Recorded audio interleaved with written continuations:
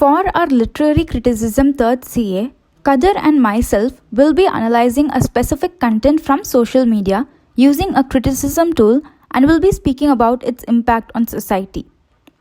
Recently, Miss Ashwini belonging to the Narikoruvar community was prevented from partaking food at the Sthala Sayana Perumal temple during Annadanam. Ashwini raised her voice against discrimination of this kind.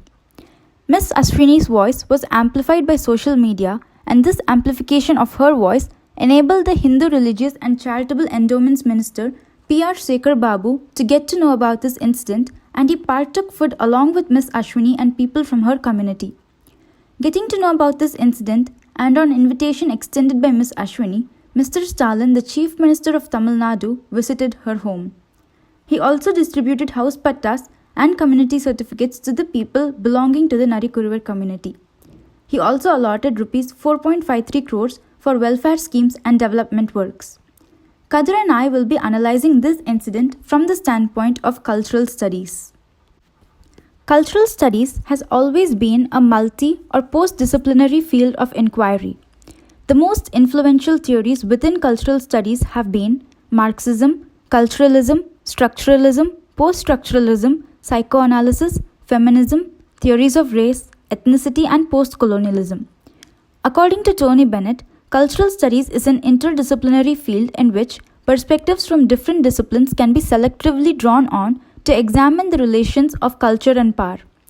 The forms of power that cultural studies explores are diverse and include gender, race, class, caste, colonialism, etc. Cultural studies seeks to explore the connection between these forms of power and to develop ways of thinking about culture and power that can be utilized by agents in the pursuit of change. According to Stuart Hall, something is at stake in cultural studies that differentiates it from other subject areas. What is at stake is the connection that cultural studies seeks to make to matters of power and cultural politics. Cultural studies explores representations of and for marginalized social groups and advocates the need for cultural change. Cultural studies is helpful in many ways and it is needed for various reasons. It subverts the distinction between high and low culture.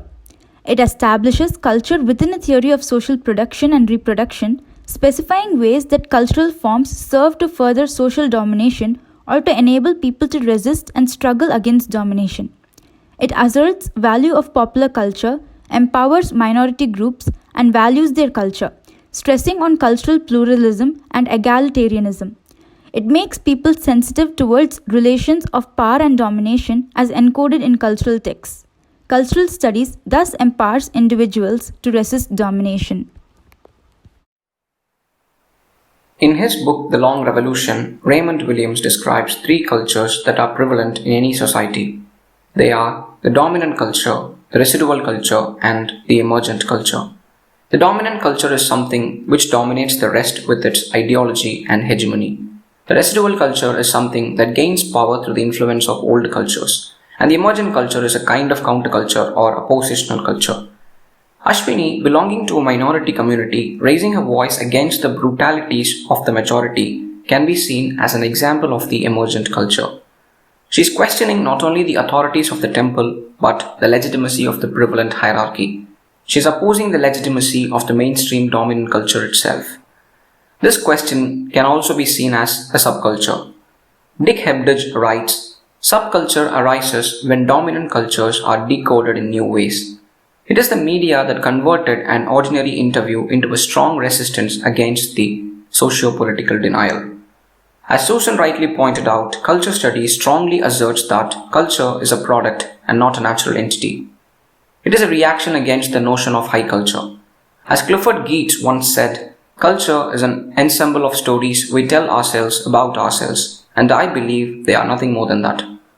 It is through the cultural institutions such as caste, class, religion, and gender, power is exercised, and it determines one's position in the socio-cultural hierarchy. Those who belong to the dominant culture gets to overpower the others in terms of socio-cultural aspects. Michel Foucault strongly asserts that power is not possessed, rather exercised. The hierarchies that are present in the society are the products of the power structures of the society. Those who have the power controls and maintains the hierarchy, and those who lacks it becomes passive individuals. And this leads to the creation and demarcation of high and low cultures. In other words, the dichotomy of the power and the powerless is created. Culture studies questions the legitimacy of these hierarchies and tries to subvert them. Ashwini's voice of resistance destabilizes the power structures of the society. Indeed, she has become the voice of the voiceless. The voice of her has reached the voice of her has reached the government, and it is her voice that brought food, water, house, and more importantly, self-respect into the long oppressed community.